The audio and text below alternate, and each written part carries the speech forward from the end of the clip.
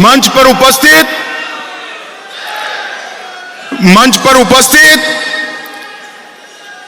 महाराष्ट्र प्रदेश भाजपा के अध्यक्ष महोदय, महाराष्ट्र भाजपा के वरिष्ठ नेता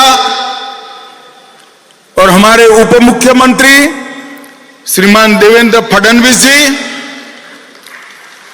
मुंबई राज्य के प्रदेश अध्यक्ष, उनके नेतृत्व में बैठे हुए सारे महाराष्ट्र के वरिष्ठ नेतागण और आज महाराष्ट्र के कोने कोने से आए हुए ये सभी लगभग मंडलों को रिप्रेजेंट करने वाले देवतुल्य कार्यकर्ता भाइयों बहनों को नमस्कार, प्रणाम। भाइयों बहनों, राष्ट्रीय भाजपा की योजना के तहत आज हम सब स्वर्गीय गिरीश बापट सभागृह में इस विस्तृत कार्यकारिणी के अंदर इकट्ठा हुए हैं। जब मैं यहां आया हूं तब पुण्य नगरी में आया हूं, सबसे पहले छत्रपति शिवाजी महाराज को प्रणाम कर कर मेरी बात की शुरुआत करना चाहता हूं। ये नगरी तिलक महाराज की नगरी है। यहीं से केसरी को शुरू किया और देश भर में स्वराज मेरा जन्मसिद्ध अधिकार है, उसको शिवाजी महाराज के बाद पूरे देश में अलग जगाने का काम बाल गंगाधर तिलक ने किया था। मैं आज बाल गंगाधर तिलक, बाजीराव पेशवा और वीर सावरकर, ये तीनों महापुरुषों को मनपूर्वक प्रणाम कर कर मेरी बात की शुरुआत करना चाहता हूं। आज गुरु पूर्णिमा है। मैं महाराष्ट्र के सभी लोगों को गुरु पर्व की, गुरु पूर्णिमा की मनपूर्वक शुभकामनाएं देना चाहता हूं। भाइयों और बहनों, हम सब जानते हैं कि देश भर में हर प्रदेश के अंदर ये विस्तृत कार्यकारिणी का आयोजन हमारे पार्टी के अध्यक्ष श्रीमान जगत प्रकाश नड्डा जी के निर्देश पर हो रहा है। परंतु महाराष्ट्र की ये पुणे नगरी में विस्तृत कार्यकारिणी का एक अलग स्वरूप भी है, अलग उद्देश्य भी है। हमने विस्तृत कार्यकारिणी देश भर में 2024 के चुनाव के बाद फिर से एक बार हमारे कार्यकर्ता हमारे विजय अभियान में लग जाए, इसके लिए बुलाई।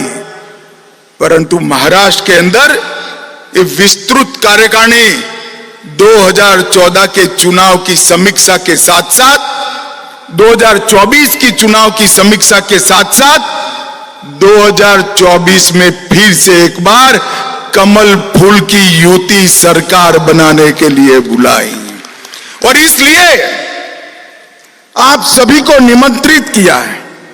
मैं सबसे पहले आप सभी कार्यकर्ताओं का मनपूर्वक अभिनंदन और आभार पार्टी की ओर से प्रकट करना चाहता हूं। कड़ी धूप के अंदर मैंने महाराष्ट्र के कार्यकर्ताओं को ये चुनाव अभियान के अंदर दौड़ते हुए देखा है, पसीना बहाते हुए देखा है, परिणाम के लिए पल पल जूझते हुए देखा है।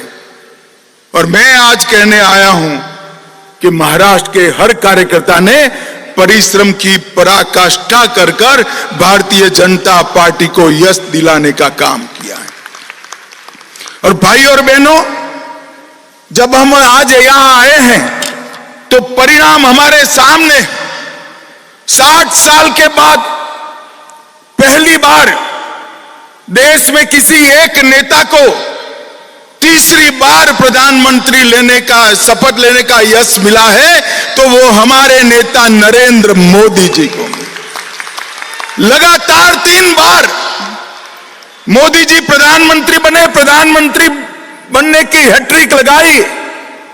और आज मैं कहने आया हूं महाराष्ट्र के कार्यकर्ताओं को, हमने महाराष्ट्र विधानसभा में भी 14, 19 और 14 और 19 से योग जितना बड़ा विजय 24 में प्राप्त करने के लिए पुरुषार्थ करना है। कार्यकर्ता मुझे मिले हैं, कल रात को भी कुछ लोग मिले, आज सुबह से महाराष्ट्र के प्रमुख कार्यकर्ता मुझे मिल रहे हैं। थोड़ा बहुत कंफ्यूजन दिखाई पड़ता है। एक भ्रांति फैलाने का काम हमारे विपक्ष ने किया है। मैं आज आपको एक उदाहरण देकर 2024 के नतीजों को एक्सप्लेन करना चाहता हूं। 2 बच्चे थे, एक ही क्लास में पढ़ाई पढ़ते थे। एक बच्चा हमेशा 80% मार्क से पास होता था, क्लास में नंबर 1 आता था। दूसरी एग्जाम आई, उसने तय किया कि इस बार 80 नहीं चलेगा, मैं 90 लाऊंगा। अब उसने लक्ष्य तय किया। लक्ष्य कभी कोई नीचा नहीं तय करता है, ऊपर ऊंचा ही तय करता है। और दूसरा एक विद्यार्थी था, वो 4 साल में उसी कक्षा में नापास हो रहा था। उसको 20 मार्क आ रहे थे। उसने लक्ष्य रखा कि मैं 20 नहीं, इस बार 30 लाऊंगा। पास होने का लक्ष्य नहीं रखा, 30 लाने का लक्ष्य रखा। अब एग्जामिनेशन हो गए, परिणाम आ गया। जिसने 90 का लक्ष्य रखा था उसको 80 की जगह 78 आ गया, और जिसने 20 का लक्ष्य रखा था उसको 30 की जगह 25, 20 की जगह 25 आ गए। अब मुझे बताओ भाई, कौन सा विद्यार्थी का परिणाम अच्छा है? जरा बताओ, 80 वाले का अच्छा है या 20 वाले का अच्छा है? एक बात मुझे सभी कार्यकर्ता बताएं, जो विजयी होता है उसकी सरकार बनती है। भारत में सरकार किसकी बनी है? जरा जोर से बोलो, किसकी बनी है? विपक्ष में कौन बैठा है? तो विजयी कौन बना है? मैंने तो पहली बार ऐसा देखा है कि 30 मार्क का लक्ष्य लेकर 25 प्राप्त करने वाला बच्चा अहंकार में आ गया, और 90 का लक्ष्य रखकर 78 वाला पसोपस में पड़ गया। मैंने मेरे राजनीतिक जीवन में कई जय पराजय देखे, परंतु मैंने जीवन में कई लोगों को जीतने के बाद अहंकारी होते हुए भी देखा है। जीतने के बाद अहंकार आना, इसका आपको सैकड़ों उदाहरण दुनिया भर की राजनीति में मिलेगा, मगर एक अनूठा उदाहरण राहुल गांधी दुनिया को दे रहे। वो हारने के बाद अहंकारी हो गए। भाइयों और बहनों, मैं आज आपको बताने आया हूं, भारतीय जनता पार्टी को 240 सीटें मिली, एनडीए को 300 सीटें मिली, और पूरे इंडी अलायंस को इकट्ठा होकर 240 सीटें नहीं मिली है। ये हमें याद रखना है। भाई और बहनों, 14, 19 और 24 तीनों चुनाव का अगर योग कर देते हैं कांग्रेस पार्टी की सीट का, तो भी 240 नहीं होता जिसका हमें 24 में मिला है। मैं आज कहने आया कि इस चुनाव के अंदर देश भर की जनता ने नरेंद्र मोदी जी के 10 साल के शासन पर मुहर लगाने का काम किया है, और तीसरी बार मोदी जी को बहुमत के साथ शासन करने का अधिकार दिया है। 300 सीट गठबंधन की और 240 सीट भारतीय जनता पार्टी की। कांग्रेस ने 10 साल शासन किया, कभी 240 सीट यूपीए में उनकी नहीं आई थी। मगर हमारा कार्यकर्ता और अच्छे का आशा रखने वाला कार्यकर्ता है, इसलिए थोड़ा मन में कसक रह जाती है। रह गई है ना? अरे जोर से बोलो, रह गई या नहीं रह गई है? पक्का रह गई है? तो कसक रह गई है तो सर पकड़कर नहीं बैठते हैं, नए लक्ष्य तय करते हैं, और लड़ाई कहां दूर है, 24 में ही होने वाला है। सारी कसक महाराष्ट्र विधानसभा में पूरी कर फिर से भगवा लहराने का काम करें।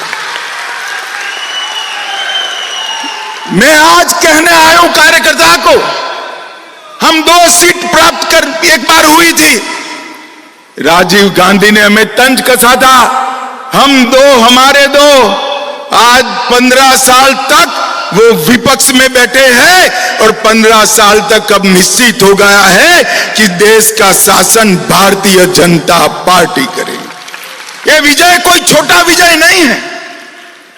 10 साल के काम के बाद 0 एंटी इनकम्बेंसी के साथ तीसरी बार हमारा गठबंधन पूर्ण बहुमत लेकर निकला है। कार्यकर्ता को हताश होने की जरूरत नहीं है। आज मैं आपको कहकर जाता हूं, महाराष्ट्र चुनाव का परिणाम सुनिश्चित है। मेरी बात मानकर घर पे जाना, इधर उधर बातों में मत आना। महाराष्ट्र में अब तक का सबसे बड़ा विजय इस चुनाव में मैं दीवार पर लिखा हुआ पढ़ पाता हूं, प्रचंड बहुमत के साथ युति की सरकार बनी और युति की सरकार भारतीय जनता पार्टी के नेतृत्व में बनेगी। आप मेरे शब्द को ढंग से समझ कर रखिए, भारतीय जनता पार्टी के नेतृत्व में युति की सरकार अगले चुनाव में बनने जा रही है। और इसके लिए आज हमने संकल्प लेना पड़ा। हम किस पार्टी के कार्यकर्ता हैं? हम सत्ता प्राप्त करने के लक्ष्य के लिए निकले हुए लोग नहीं। हम विचारधारा को लेकर राजनीति के मैदान में आए थे। हमारी पार्टी की स्थापना का कारण ही विचारधारा था। ये 10 साल में विचारधारा के क्षेत्र में हमने क्या प्राप्त किया? भारत में कोई नहीं मानता था कि भाजपा वाले कोरा नारा लगा रहे हैं, एक देश में 2 विधान 2 प्रधान 2 निशान नहीं चलेंगे, धारा 370 नहीं हटेगी, कई लोग चले गए, कई लोग चले जाएंगे, ऐसा मानते थे। 10 साल में मोदी जी ने धारा 370 को समाप्त कर दिया और कश्मीर को हमेशा के लिए भारत के अंदर मिला। सालों तक हमने राम जन्मभूमि के लिए संघर्ष किया, सालों तक संघर्ष किया। कोई नहीं मानता था कि राम जन्मभूमि पर भव्य मंदिर बन जाएगा, राम लल्ला अपने भव्य मंदिर में विराजमान होंगे। यही 10 साल में केस भी जीता, भूमि पूजन भी किया और धड़ल्ले के साथ राम लल्ला को प्राण प्रतिष्ठा कर अपने मंदिर में। मैं पुणे में आया हूं, मैं पुणे में आया हूं जब काशी विश्वनाथ का मंदिर औरंगजेब ने तोड़ा। जिजाऊ ने शिवाजी महाराज को कहा था कि हमारा मंदिर टूट गया काशी विश्वनाथ का, तब से कसक लेकर बैठे थे। और मित्रों, तोड़ा हुआ काशी विश्वनाथ का दरबार, उसका कॉरिडोर नरेंद्र मोदी के शासन में फिर से सम्मान के साथ आगे बढ़ा। हम जब से राजनीति में आए तब कहते थे इस देश में यूसीसी होना चाहिए, समान नागरिक संहिता होनी चाहिए। कोई नहीं मानता था इस देश में समान नागरिक संहिता होगी। नरेंद्र मोदी जी के भाजपा के 10 साल के शासन में हमने उत्तराखंड में यूसीसी कर लिया है और पूरा देश आज यूसीसी की राह देख रहा है। देश के अंदर आतंकवाद 85 के साल से नासूर की तरह आतंकवाद और नक्सलवाद हमें परेशान करता था। आए दिन बम धमाके करके ये पाकिस्तान के लोग भाग जाते थे, कोई रोकने वाला नहीं था, किसी में हिम्मत नहीं थी। वोट बैंक की राजनीति के कारण देश की भूमि लहूलुहान होती थी। नरेंद्र मोदी जी ने सर्जिकल स्ट्राइक और एयर स्ट्राइक कर आज आतंकवाद को देश से हमेशा के लिए समाप्त करने का काम किया।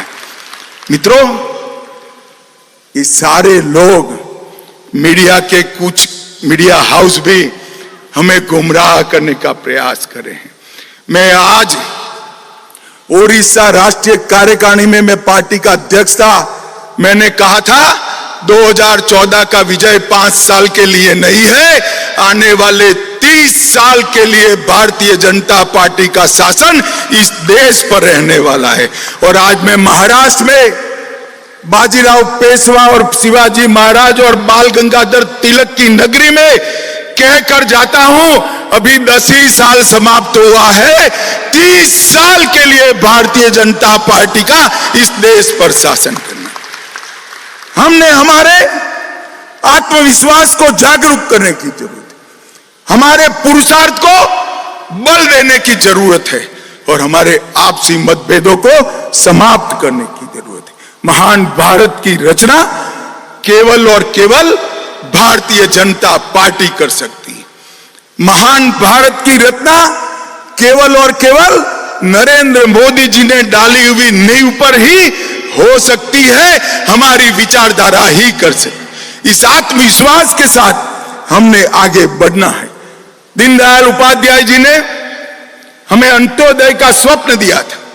मोदी जी ने 10 साल के अंदर इस देश के 60 करोड़ गरीबों को घर दिया, बिजली दी, गैस का सिलेंडर दिया, शौचालय दिया, हर गरीब को प्रति माह प्रति व्यक्ति 5 किलो अनाज दिया, 5 लाख तक का बीमा दिया और देवेंद्र जी अब लाडली बहना और लाडली भैया भी देने जा रहे हैं। गरीब कल्याण का काम कोई कांग्रेस पार्टी नहीं कर सकती, कांग्रेस पार्टी के साथी भी नहीं कर सकते। गरीब कल्याण का काम केवल और केवल भारतीय जनता पार्टी कर सकती है और कोई नहीं कर सकता। भाइयों बहनों, ये कांग्रेस वाले कई सारे अपप्रचार यहां पर कर रहे हैं कि वो दलितों का, गरीबों का, पद दलितों का, आदिवासियों का कल्याण करेंगे। मैं आज पूछने आया हूं, 58 साल तक आपका शासन रहा, आपने गरीबों के लिए क्या किया? महात्मा फूले, अंबेडकर जी, इनके रास्ते पर चलने का तो नाम तो दूर, उनके उद्देश्यों को समाप्त करने का काम किया। 10 साल में हमने गरीबों का कल्याण करने का काम ये भारतीय जनता पार्टी की सरकार ने किया।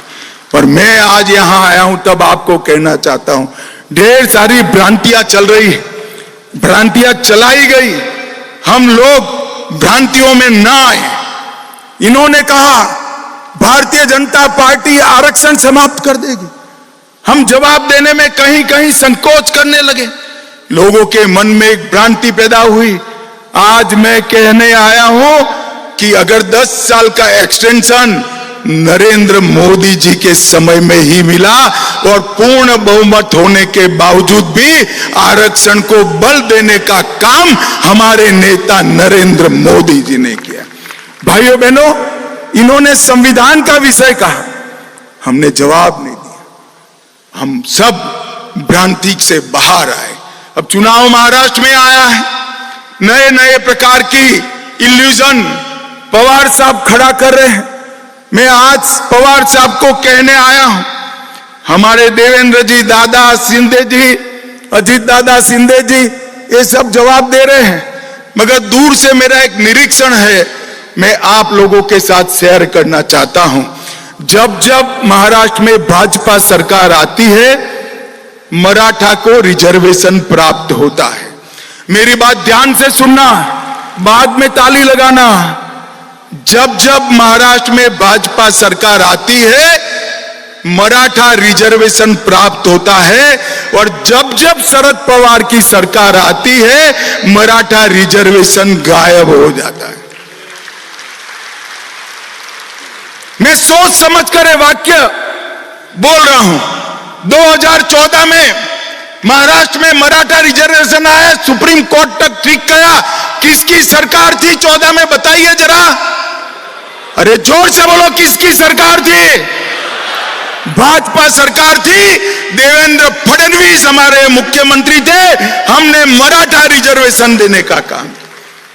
20 में शरद पवार की सरकार आई, मराठा रिजर्वेशन गायब हो गया। हम आए फिर से, हमने अभी भी मराठा रिजर्वेशन देने का काम किया है। शरद पवार की सरकार आएगी तो मराठा रिजर्वेशन फिर से गायब हो जाएगा। अब मुझे बताओ, मराठा रिजर्वेशन कंटिन्यू रखना है तो किसकी सरकार लानी चाहिए? अरे जोर से बोलो, किसकी लानी चाहिए? भाइयों बहनों, कंफ्यूजन में मत रहिए।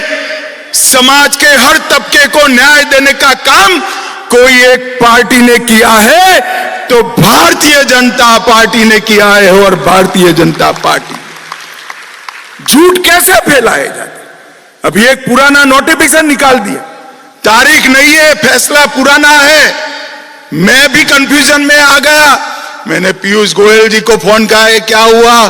पीयूष गोयल जी ने कहा, साहब ये तो हमारा निर्णय नहीं है, शरद पवार का निर्णय है। वो कह रहे हैं दूध का पाउडर इंपोर्ट होगा। कंफ्यूजन में मत आइए। वो सर्कुलर कर कर गए थे, 10 साल में 1 किलो दूध का पाउडर इंपोर्ट नहीं किया है नरेंद्र मोदी सरकार ने। और अगले 5 साल तक 1 ग्राम भी दूध का पाउडर इंपोर्ट नहीं होगा। आज मैं आपके बीच में ये भ्रांति फैलाकर चुनाव जीतना चाहते हैं और भ्रष्टाचार की बातें कर रहे हैं।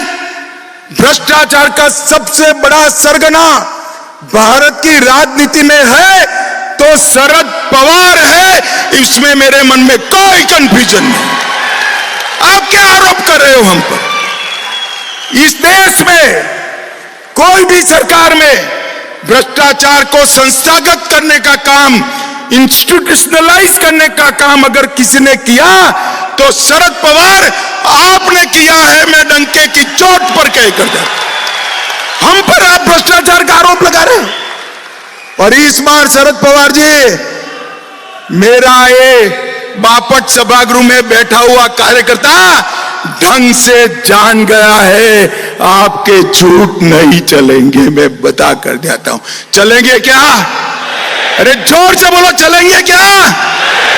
चलेंगे क्या? घर घर जाकर इस झूठ का जवाब देना है, पर्दाफाश कराना है। ये झूठ भी बोलेंगे, भ्रांति भी फैलाएंगे, अपने यहां विखवाद खड़ा करने का प्रयास भी करेंगे। मैं सभी कार्यकर्ताओं को आज कहना चाहूं, अपने आप को इस चुनाव तक साइड पर कर दीजिए। अपनी जगह कमल के हित को केंद्र में ला दीजिए। एक एक कार्यकर्ता कमल को समर्पित हो।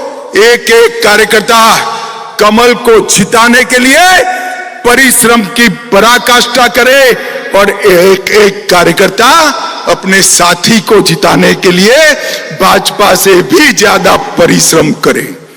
मुझे बताओ भाइयों बहनों, एनडीए को जिताना है या नहीं जिताना है? ऐसे नहीं चलेगा भाई। मैं बनिए का बेटा हूं, गारंटी के बगैर वापस नहीं जाऊंगा। मुझे जरा जोर से बताइए, युति को जिताने के लिए जोर लगाएंगे? भाजपा का हर प्रत्याशी हमसे बढ़कर हम परिश्रम करेंगे। भाइयों बहनों, ये चुनाव जो है, ये चुनाव का परिणाम उनकी भ्रांतियों का जवाब है। एक बार महाराष्ट्र, हरियाणा और झारखंड हम जीत लेते हैं, ये राहुल गांधी का अहंकार चूर चूर हो जाएगा। पूरे देश में जोम बढ़ने की जिम्मेदारी मेरे महाराष्ट्र भाजपा के कार्यकर्ताओं में। आप मुझे बताओ भाई, पूरे देश को फिर से एक बार 14 से ज्यादा जोश में लाना है या नहीं लाना है? अरे जोर से बोलो, लाना है या नहीं लाना है? इसका एकमात्र रास्ता है इतिहास में अब तक का सबसे बड़ा विजय। महाराष्ट्र में पूरे देश के कार्यकर्ताओं को जोश दिलाने का काम करेगा। इसकी जिम्मेदारी भाइयों बहनों आपकी। भाइयों बहनों, ये जो बात करते हैं महाराष्ट्र के विकास की, जवाब लेते हैं। मैं आज शरद पवार को पूछने आया हूं, पवार साहब, 10 साल तक अब महाराष्ट्र में आपकी सरकार थी, केंद्र में भी आपकी सरकार थी।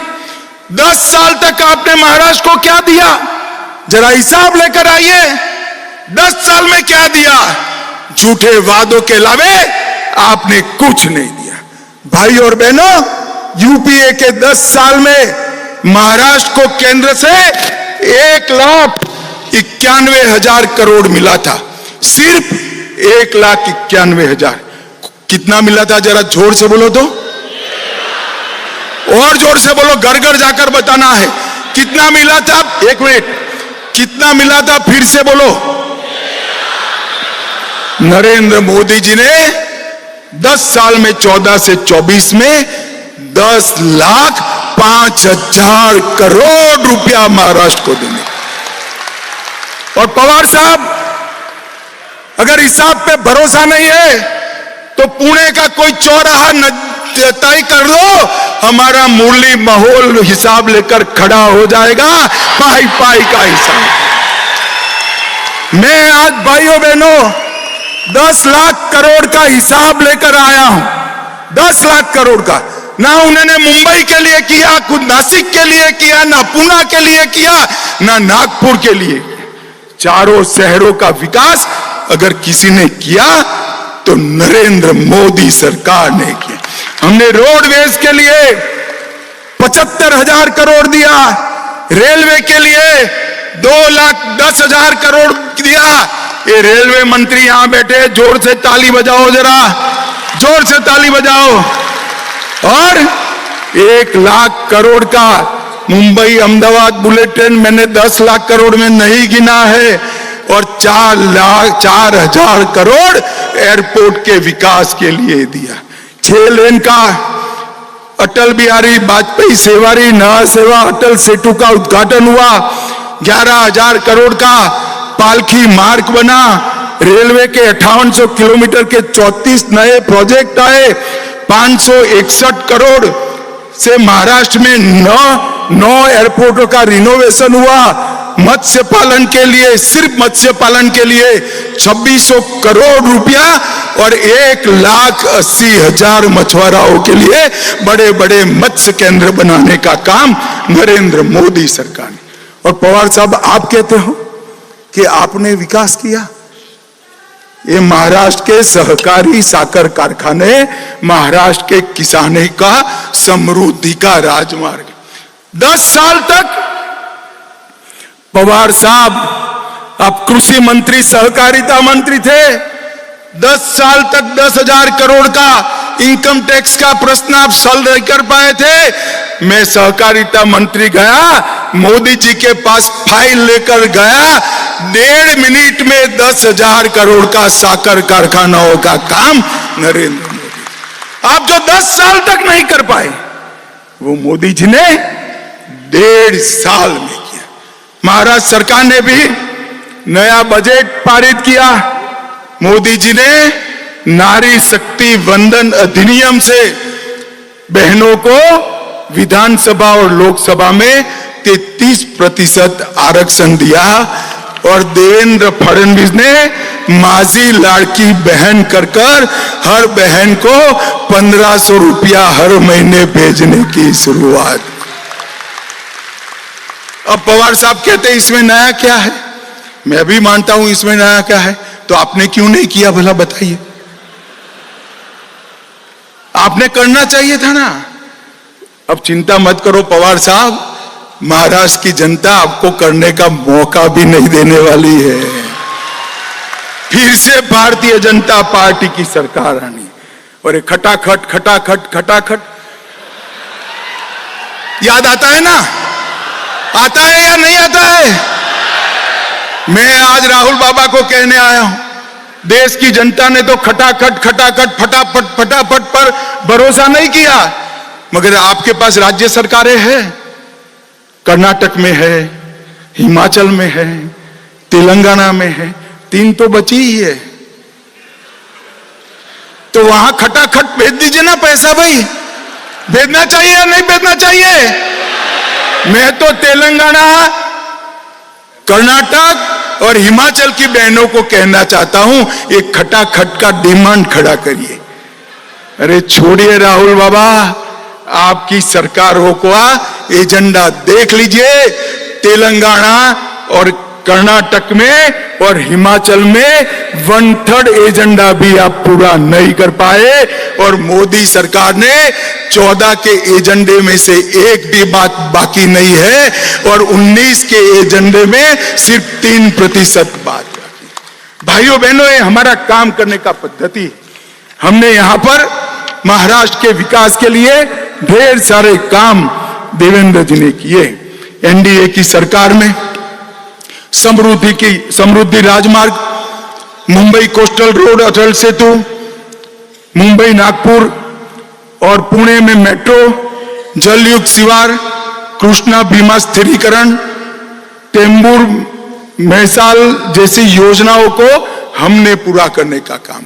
और मैं बहुत तटस्थता के साथ कहना चाहता हूं, 14 से 19 का कार्यकाल देवेंद्र फडणवीस का महाराष्ट्र के इतिहास में विकास के लिए हमेशा जाना जाए। ये हमारी कार्य संस्कृति है।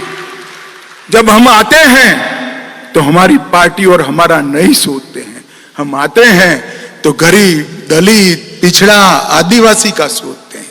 और ये काम हमने महाराष्ट्र में भी कराकर देखा, बताया है, और देश में भी कर अभी मोदी जी आए थे 13 जुलाई को 30,000 करोड़ की नई परियोजनाओं का शिलान्यास और उद्घाटन नरेंद्र मोदी जी को कर दिया। भाइयों बहनों, ये हमेशा बाबा साहेब का नाम देते हैं। मैं अभ्यास के आधार पर कह सकता हूं, बाबा साहेब आंबेडकर की अवगणना और अपमान जितना कांग्रेस ने किया है, इतना अंग्रेजों ने भी नहीं किया था। ये बात हमने घर घर जाकर बतानी।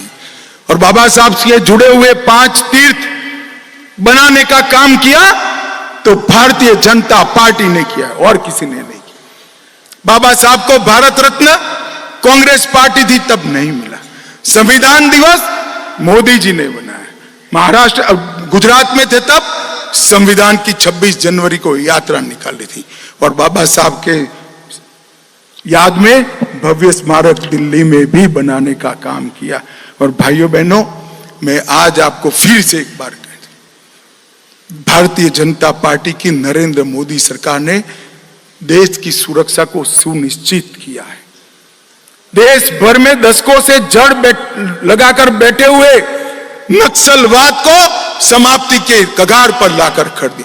आज मैं आपको कहकर जाता हूं, अब महाराष्ट्र की जनता को बता सकते हैं, 2 साल के अंदर ये देश नक्सलवाद से मुक्त हो जाएगा। इसमें किसी को शंका रखने की जरूरत। और भाइयों और बहनों, नरेंद्र मोदी जी ने तुष्टीकरण की जगह सबको न्याय का सूत्र अपनाते हुए देश की सुरक्षा को सुनिश्चित किया है। आतंकवाद को जड़ से उखाड़ने के लिए कई सारे फैसले लिए, और मैं इसका साक्षी हूं। मैं आपको आपके जैसे कार्यकर्ता के नाते बताता हूं, देश की सुरक्षा को औरंगजेब फैन क्लब सुनिश्चित नहीं कर सकती, Bharatiya Janata party. Aurangzeb fan club कौन है? जरा जोर से बोलो। औरंगजेब फैन क्लब कौन है? ठीक है, अघाड़ी वाले हैं। और उसका नेता कौन है? श्रीमान उद्धव ठाकरे औरंगजेब फैन क्लब के नेता बने। अपने आप को बाला साहब का वारिस कहने वाले उद्धव जी कसाब को बिरयानी खिलाने वाले लोगों के साथ बैठे हैं। उद्धव जी याकूब को छोड़ने की गुहार लगाने वाले के साथ आप बैठे हो। जाकिर नाइक को मैसेंजर ऑफ पीस बनाने वालों की गोदी में उद्धव जी आप बैठे हो। पीएफआई को सपोर्ट करने वालों की गोदी में उद्धव ठाकरे आप बैठे हो, और संभाजी नगर का विरोध करने वाले की गोदी में उद्धव ठाकरे आप बैठे हो। आपको शर्म आनी चाहिए। मुझे बताओ भाइयों बहनों, ये औरंगजेब फैन क्लब महाराष्ट्र और देश को सुरक्षित कर सकती है क्या? जोर से बोलो, कर सकती है क्या? देश को सुरक्षा केवल और केवल भारतीय जनता पार्टी दे सकती है। महाराष्ट्र को सुरक्षा केवल और केवल भारतीय जनता पार्टी दे सकती है। और भाइयों और बहनों, मैं यहां पर अंत में अपील करने के लिए, मैं छोटा था तब मेरी माताजी मुझे गीता समझाती थी। गीता में उन्होंने कहा कि दोनों ओर सेनाएं लगी थी और श्री कृष्ण ने इस श्लोकों का चखीरा के माध्यम से अर्जुन के विषाद को समाप्त करने का प्रयास किया। बाल सहज कुतूहल से मैंने मेरी माँ को पूछा कि दोनों ओर सेनाएं लगी है, नगाड़े बज रहे हैं, तुतारी बज रही है, दंदूभी बज रहे हैं, हाथी खड़े हैं, घोड़े खड़े हैं, और इसमें इतना बड़ा उपदेश कैसे दिया होगा? तो मेरी माँ ने मुझे बताया था कि पूरी गीता श्री कृष्ण ने नहीं पढ़ी होगी, शायद श्री कृष्ण ने इतना कहा होगा, अर्जुन स्मृति को तेज करो, जीवन भर मैंने जो उपदेश दिया है उसको आत्मसात करो और धनुष बाण चढ़ाओ और कौरवों का संहार करो। आज मैं यहां आया हूं तब मेरे सामने रामबाबू जैसे वरिष्ठ कार्यकर्ता भी बैठे हैं, वरिष्ठ नेता भी बैठे, जो चुनाव लड़े हैं, लड़ाए हैं। मुझे चुनाव के गुर आपको नहीं सिखाने हैं। मैं एक ही बात करना चाहता हूं, पूरा जीवन हमारे पुरखों ने, हमारे वडीलों ने जो हमें सिखाया है वो याद करें। राष्ट्र प्रथम, मुझसे पहले मेरी पार्टी और मेरी पार्टी से पहले मेरा देश, इस सूत्र को हम आत्मसात करें, एकत्र आए, एकजुट हो, परिश्रम की पराकाष्ठा करें और सबसे प्रचंड बहुमत के साथ भारतीय जनता पार्टी के नेतृत्व में एनडीए की सरकार बनाए। मुझे बताओ भाइयों बहनों, प्रदेश भर में गांव-गांव, घर-घर, नगर-नगर, महानगर तक जाकर ये बात पहुंचाएंगे क्या? अरे जोर से बोलो, पहुंचाएंगे? कमल को जिताएंगे, साथियों को जिताएंगे, महाराष्ट्र को सुरक्षित करेंगे, देश को सुरक्षित करेंगे। फिर से एक बार महाराष्ट्र में भाजपा सरकार बनाएंगे तो मेरे साथ दोनों हाथ उठाइए और प्रचंड आवाज से मुट्ठी भींच कर बोलिए, भारत माता की, भारत माता की, वंदे वंदे। आप सभी का बहुत बहुत धन्यवाद। सगळ्यांनी राष्ट्रगीत साठी उभा